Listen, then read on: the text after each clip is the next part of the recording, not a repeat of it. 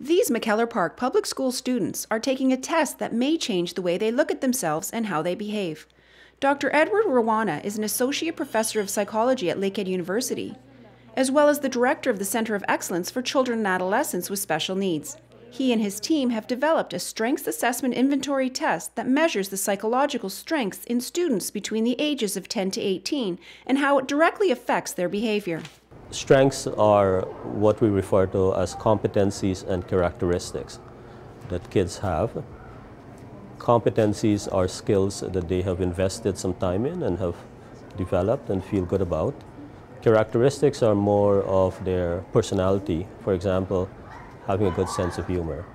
The strengths assessment inventory can be completed by the student or by someone who is very close to them and can identify their strengths. The most significant part, I think, is to give kids a message that their strengths are valued, not only by themselves, but by others. And if we could activate those strengths to help them to work through some of the issues, some of the struggles they may have, they would stand a far better chance of success.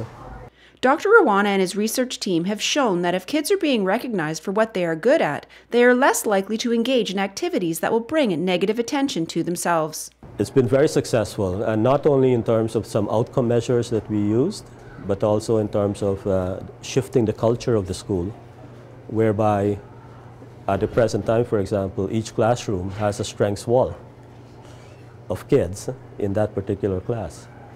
So the educational assistants have sort of embraced this concept that if you engage kids based on their strengths, then they're likely to act according to those strengths and less likely to act according to their struggles. McKellar Park School has been using the Strengths Assessment Inventory for the last 5 years, and from it have created the Strengths in Motion program, and every classroom has a strength wall. Michelle Probozanski was the principal of the school when the program was introduced and saw firsthand how the school environment and the students changed for the positive. As a school itself, you see that when you approach kids from a strength-based perspective, that they're far less likely to want to make poor choices if they've done so once before and then you approach them from a strength-based approach. They won't likely do it again because they know that you like them, that you value what they're good at, that you think they're competent and that they are a contributing member to the school.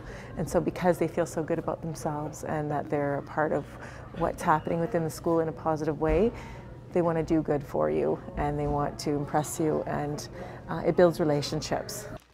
Ecole Grand Morgan, Quequebeca Falls, and Vance Chapman Public Schools, as well as McKellar Park, are using the Strengths Assessment Inventory test for positive change. And Dr. Rawana is hopeful that the program will be rolled out in all of the public schools in our community in the near future. I'm particularly proud of McKellar Park School because they have embraced this philosophy in a very significant way, and it continues to be an important part of how they do their business in terms of a cultural milieu that embraces kids. Reporting in Thunder Bay, I'm Janice Gummison.